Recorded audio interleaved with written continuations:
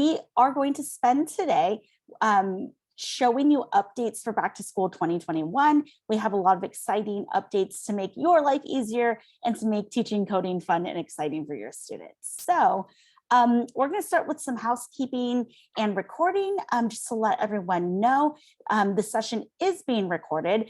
If you have opted in for updates through the Ozobot website, you will be emailed a recording of the session. You can always access this recording on our YouTube page and our webinar page as well, if you'd like to re-access the information.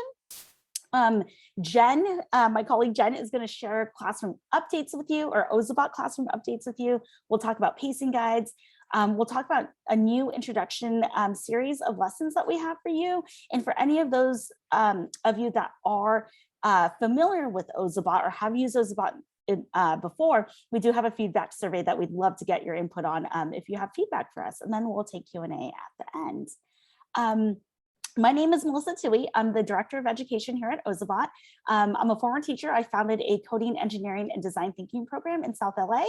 And when I'm not at Ozobot, I'm at UCLA trying to obtain my doctorate degree, where I am researching computer science implementation in elementary school classrooms. So I live and breathe computer science education. And I'll pass it to Jen to introduce herself. Hi, everybody. My name is Jen Maher. I've been with Ozobot for about 1.5 years now, and actually I'm coming up on my 2-year anniversary, so I need to update what I say. Woohoo!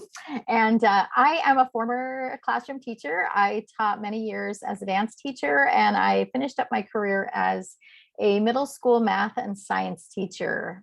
I have to say, teaching middle school actually was one of my favorite things, because those kids are just so fantastic. And I also have a master's degree in curriculum and instruction. So that's me. So today we're just going to plow right in. If you have not yet created your free Ozobot Classroom account, you can go to classroom.ozobot.com. You can either click sign in with Google, or you can sign in with any other email address that you have if you don't want to use your Google account. Or if you have a school account that's not associated with Google, you can click at the bottom where it says sign up for free, and that will take you to a page where you can enter your credentials. You'll notice on this page that at the very top, sorry, Melissa, if you'll notice at the top of this page where it says I'm a student. So this login is only for educators. Students do not need to log in. They don't need to log in to finish a lesson. They don't need to log in to see the materials. They don't need to enter any information. You don't need to create an account for them. If they get to this page and they click on that I'm a student button at the top there, it will actually take them to the challenges page on our website, which is fantastic for them because it's fun, but they won't find the lessons that you have assigned for them. And we'll talk about how to assign lessons in just a few minutes. Let's go to the next slide. So once you sign in to Ozobot Classroom, you'll find on the dashboard on the top left-hand side, you'll see a menu there. So you have the dashboard, you have lessons, you have devices, and then at the bottom you have help.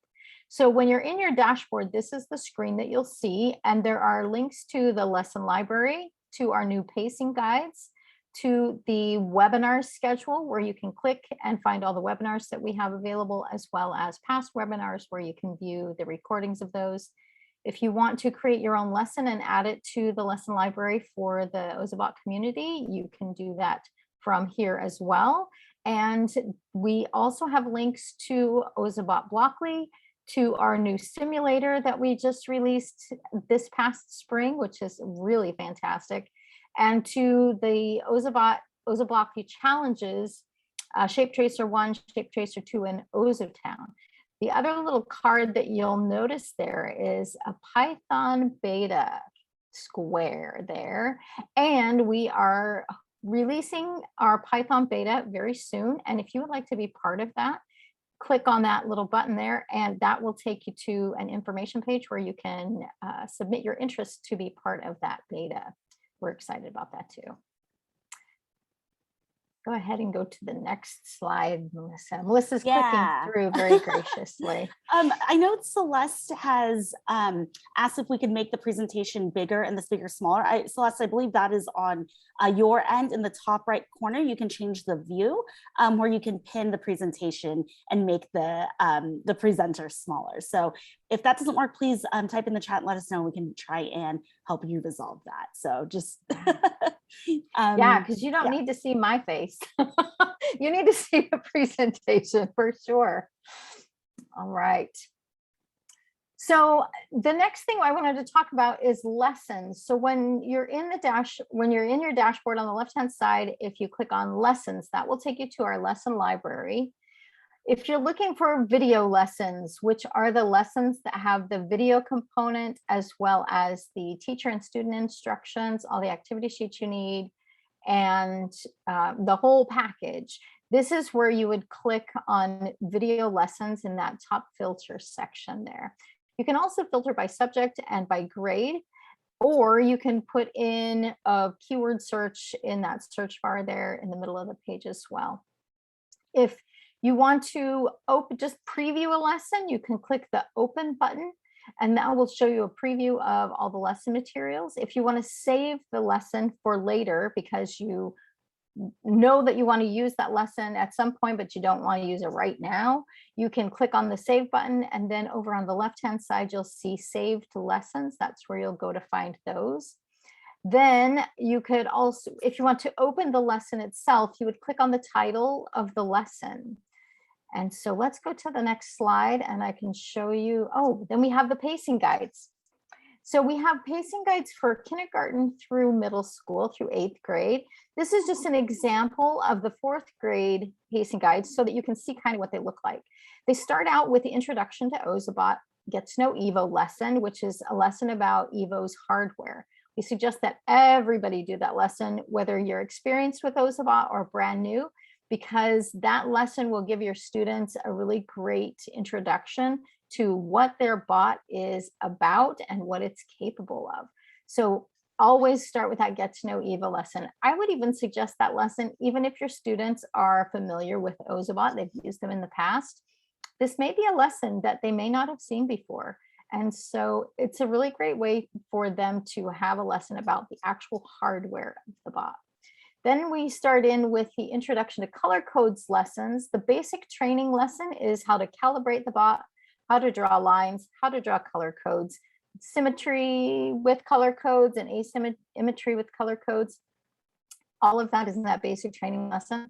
So students will have a really great understanding of how to use color codes.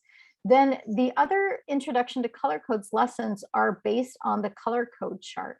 So we have a lesson about speed, we have a lesson about special moves and win exit codes, direction. Then students will have a skills check. No matter what grade you're doing, there's a skills check for you. We have skills checks for kindergarten through 2nd grade, then 3rd through 5th, and then also a skills check for middle school students as well. Then they'll go through the timers lesson, the line switch lesson. Melissa, if you'll go to the next slide. I think the whole pacing guide is in the slide deck. So then they'll get through all 9 of those introduction to color codes lessons. And then we have some content integrated lessons. So for 4th grade, we've included energy road trip, Ozobot's trip with prepositions, which is an ELA lesson, ID the structure, which is also an ELA lesson, a division maze, and all about symmetry. Then there are some introduction to Ozobot Blockly lessons. So the basic training will teach students all about how to use the basic workspace and the code categories, the block categories in Ozobot Blockly. So they'll have a really great basic understanding of how to use Ozobot Blockly. Then we go through sequences, loops, debugging. Then there's also, again, there's a skills check for pretty much all every grade through 2nd grade through 8th grade. And then they have more lessons and then a second skills check. We are currently with Ozobot Blockly coming out with some introduction to Ozobot Blockly lessons for kindergarten and 1st grade that are based on the level 1 blocks that are pre-reader blocks. So all of those blocks have symbols instead of words. So keep an eye out for those if you are a kindergarten first grade teacher. Also, so in fourth grade, we also have the content integrated lessons that go with Ozobot Blockly, and there are more coming soon. So by the time you get to week 28 and you've done all of those lessons, we'll have some more for you ready to go. Then we have some another list of other lessons that you can use with fourth grade. The holiday lessons, I know it seems like it's far away, but Halloween, Thanksgiving, and the Christmas season is upon us, whether we like it or not. So there are a few lessons there on the right-hand side that you can use with your students as well. All right, so the big question, how do I assign a lesson to my students? Melissa, if you'll click again, it'll show, once you click on a lesson to open it, you'll want to click on the title of the lesson in the lesson library, and it'll bring you to this page. Once you click on share with students up in the right-hand corner, once you click on that button, it'll take you to a pop-up that has the link to the student page of the lesson. You can simply copy it using the button on the right. And then once you've copied that, you can just include that in an email to your students. You can use the LMS, however it is that you assign lessons to your students, whether it's an LMS, whether it's Google Classroom, whether it's Schoology or Canvas or whatever it is you're using. You just copy that link, paste it right into an email or an assignment for your students. When they get that link, they click on that link, and this is the screen that they'll see. This lesson is an Ozobot Blockly lesson. So you'll notice on the right-hand side, there's a link to the Blockly editor there. They just simply click on that link. It'll open the Blockly editor in a new window. Then at the top of the page, you'll see the links to the videos for this lesson. So they'll be able to click through the videos for the lesson and follow right along and do the lesson on their own. So if that happened to be a color code lesson, for example, with the video content, all of the materials they would need actually would be linked at the bottom of the page as well. So if they're at home and they have access to a printer, they can actually click on those materials and print those right from home. So everything they need is right there in that, on that screen. Back to Ozobot Classroom. On the left-hand side, the devices tab. Now, if you have a classroom kit and you have an Ozobot Classroom Communicator, it just looks like a little USB stick that you would put in your computer. Don't put it in the USB port of your computer. With this, you are going to use this to communicate with an 18 class kit of bots or a 12 class kit of bots. So this little machine here will communicate with all of your bots at the same time. So plug this into a power source so it has enough power to actually talk to all of those bots at the same time. So you would click on your Pair Now button in order to update your bots and also to rename your bots. So go ahead and go to the next screen. So in order to update and rename your bots, you would plug in your classroom communicator. It has little instructions there. Plug it into a power source. The bots that you want to update and rename, make sure they are plugged in. Now, if you don't have the cradle, that's okay. As long as they're plugged in, this will work. If you have the cradle, they're all in one spot, so it's really easy. So you'll pair your OCC first. Your OCC is your Ozobot Classroom Communicator, and you'll notice that only one thing pops up in that pair button or in that pair window. So you'll want to click on that OCC and then followed by a number. Once you click that and pair, then all of the bots that are plugged in your vicinity will populate here on that page. From there, you can either update all of your bots at once, or you can update them one at a time over on the right-hand side of the screen. Once you've updated a bot, it will show a check mark instead of an update button. So Melissa, if you'll click one more time, that'll show one of those bots being updated. So that's how you'll know it's updated. A couple of tips about updating. Updating one bot takes about 4 to 5 minutes. And you need to stay on the screen, that you need to stay in the window that needs to stay in the front. So I would suggest if you're going to update more than a couple of bots, it's going to take you a few minutes. So make sure that you have plenty of time, that you're not going to need your computer. Plug them in at the end of the day, hit the update button, and then clean your classroom, get ready for the rest of the day, or get ready for the next day or whatever. Don't click away from that window.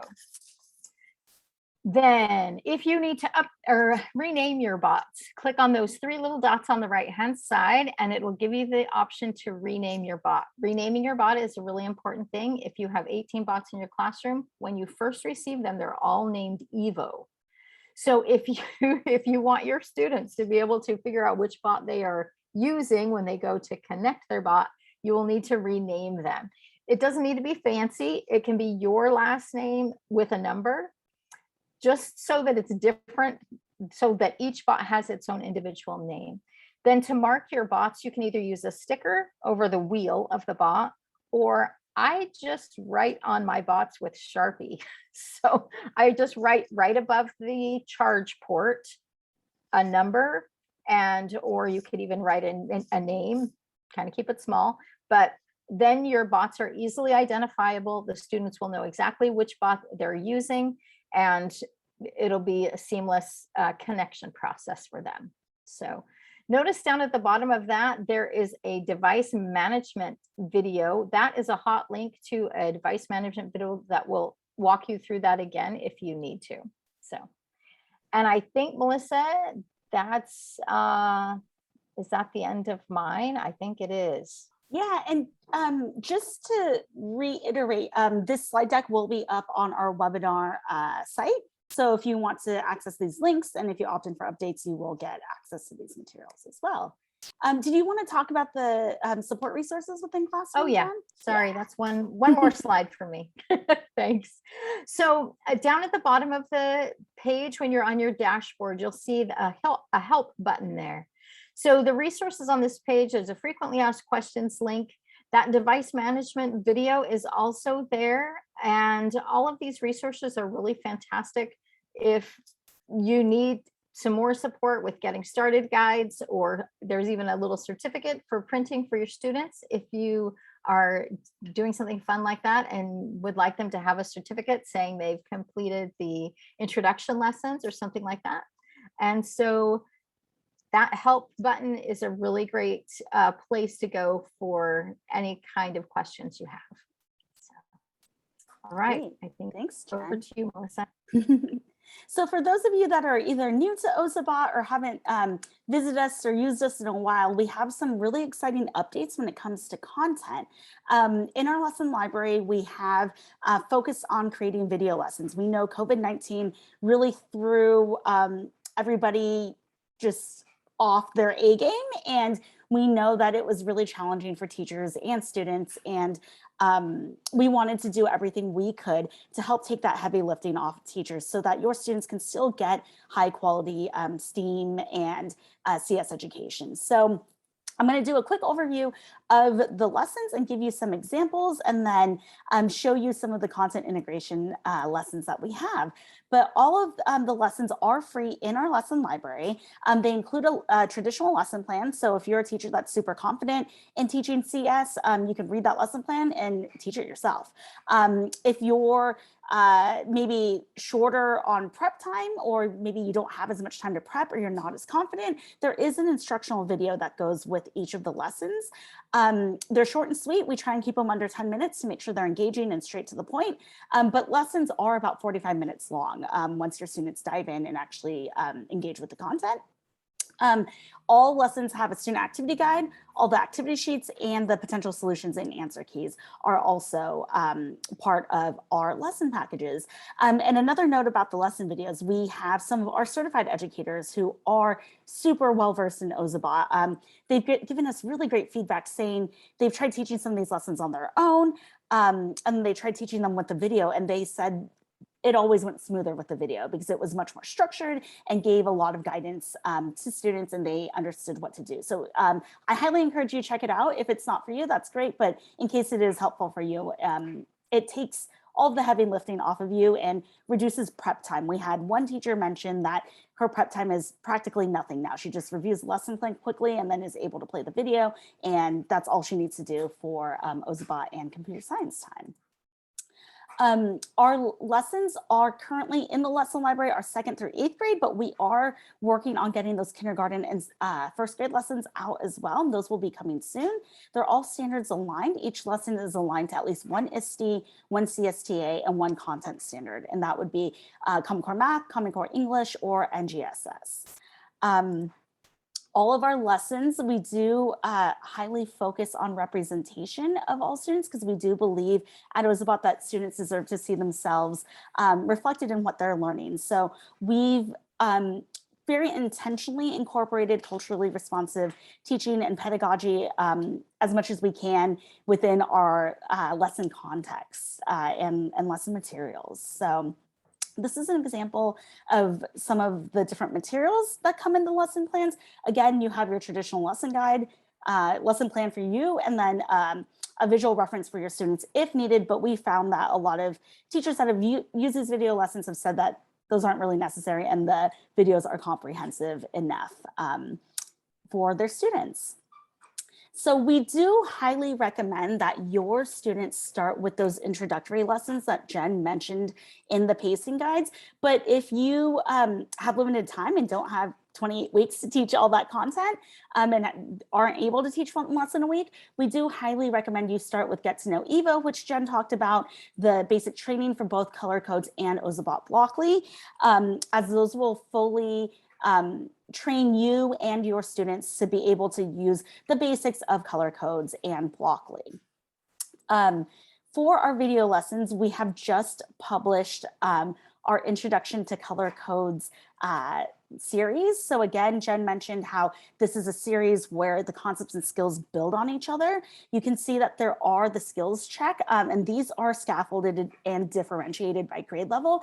But in the skills check, they actually check the skills of everything that students should have mastered in the lessons before. So we take all of these ideas of speed, special moves and win and direction and apply them to a real life scenario in skills check 1. And then in skills check 2, students apply all those concepts and skills along with timers, line switch, and counters. And middle school is very similar as well. We have Ozobot Blockly, Introduction to Ozobot Blockly for elementary school and for middle school. We've aligned with CSTA standards, and as we know, the middle school standards are different than elementary school. That's different from kinder through 2nd grade. So we're busy. We've published 6th through 8th grade, and our elementary school, 3rd through 5th grade, and the kindergarten is coming very soon here. So again, we take students through all the basic foundations of the computer science so that when they're done with this series, they know how to use all of these basic blocks within Ozobot Blockly. I'm going to play a quick clip of one of our videos for you so that you can get an idea of what the look and feel looks like so that you can see what's included in these videos. Let me just share my sound.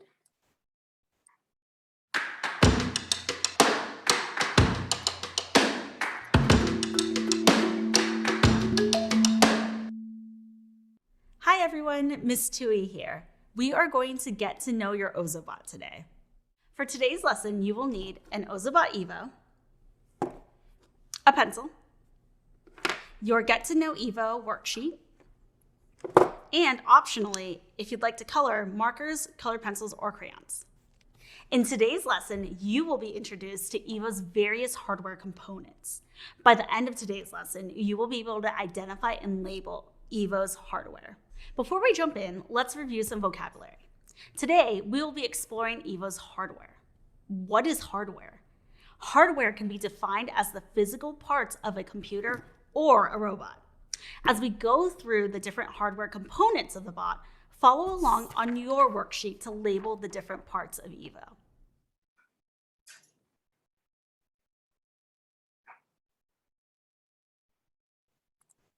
Let's take a look at your worksheet So I'm going to stop the video there, but I wanted to show that clip because I wanted to show what an easy lift it was for you as teachers to implement this within your own classrooms. We cover objectives, we tell students what materials they need, we front load any information that they need to be successful in the lesson.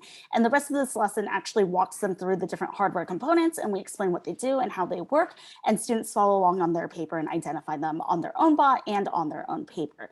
And that's the general format of all of our lesson videos, so that students can have an idea of what to expect and have those bite-sized pieces of information that they can implement and do immediately on their own. So it's very much an I do, we do, or I do, you do type of structure with our videos. This is what that worksheet looks like. So again, all of this content you can just print and copy and hand out to your students, and it's easy for you and not much. You don't have to be a content expert or a subject matter expert to be able to teach computer science within your classroom, because we've got that part covered. We also have more videos for basic training, which I can show us. I'll start this and I'll fast forward to one of the chapters where there's some instructions so that you can get an idea of what the instruction looks like. So LED flashes white. Can you calibrate your robot programmer? Here we go. Let me go to the end of one section. Here we go. Now that your robot is calibrated, are you ready to become a robot programmer? You'll start with line following. The line following sensors on the bottom of your Ozobot allows it to follow lines. I'll find Start 1 on my activity sheets. Place my Ozobot on Start 1 and watch as it travels along the straight line, the corner, and the curve.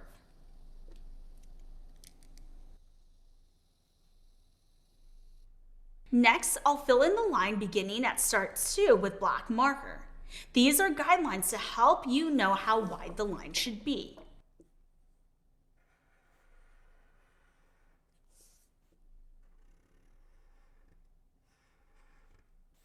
I'll place my bot on Start 2 and watch again as it travels along the straight line, the corner, and the curve.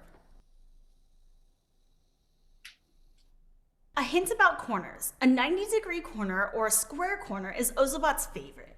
If a corner is less than 45 degrees, Ozobot might have trouble continuing on the line. Find Start 1 on your activity sheets. Place your Ozobot on Start 1 and watch as it travels along the straight line, the corner, and the curve. Then fill in the line beginning at Start 2 with black marker and watch your bot travel along the straight line, the corner, and the curve. So you can see we model the practice, then we ask students to do the same thing so that it's super guided. They can do this independently. You can have students do this independent work. They could do this at home, or you could put this up and project it in front of the whole class and walk through it together. You have a lot of flexibility with how you teach and how you implement this content. And that was very intentional on our end, because we know that everyone's in a different situation and it's tough, and we wanted to make it as easy as possible for you all.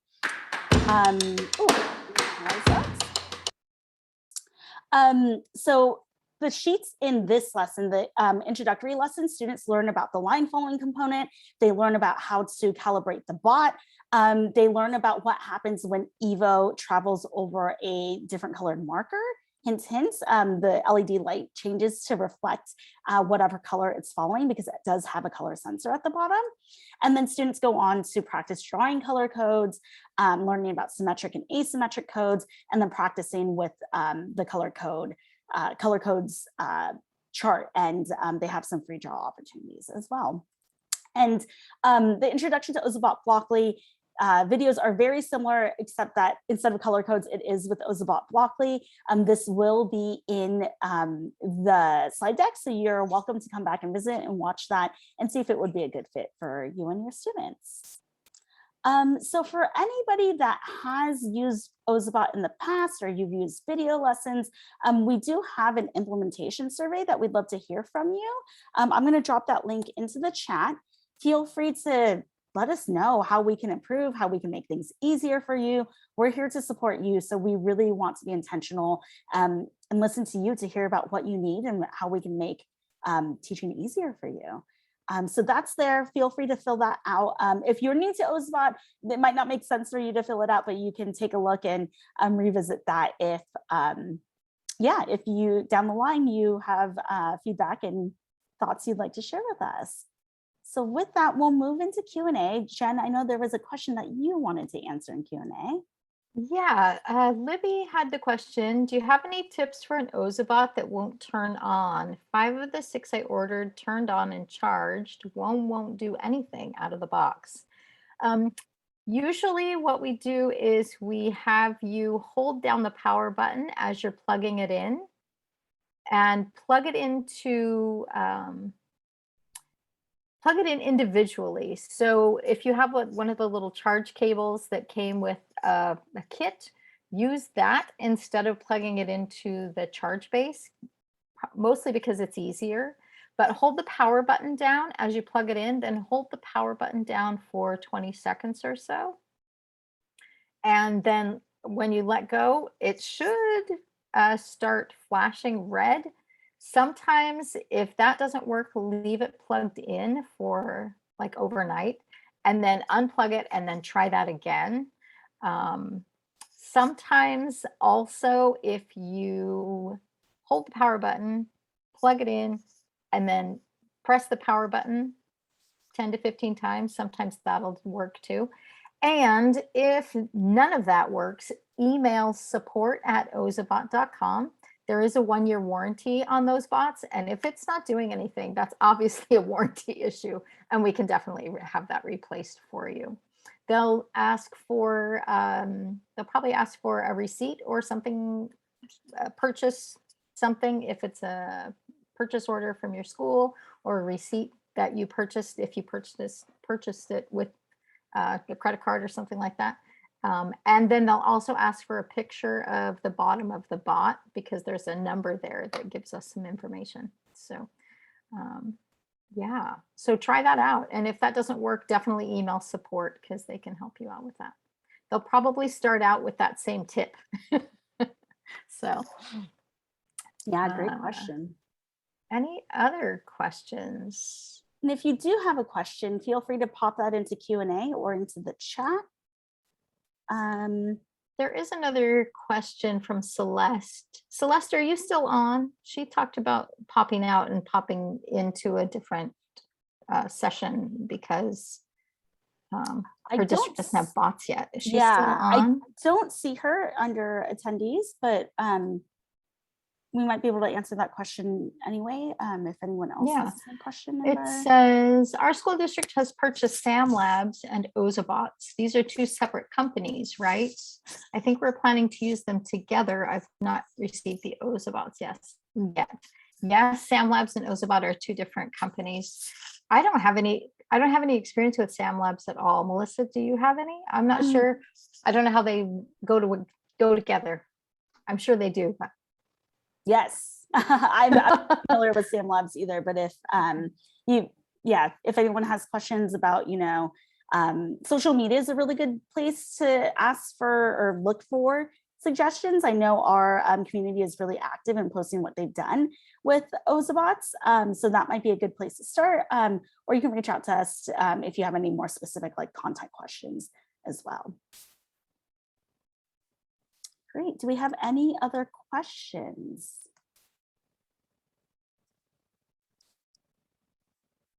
All right. So I guess to wrap up, we'll leave the chat and Q&A open in case anyone has a last moment question.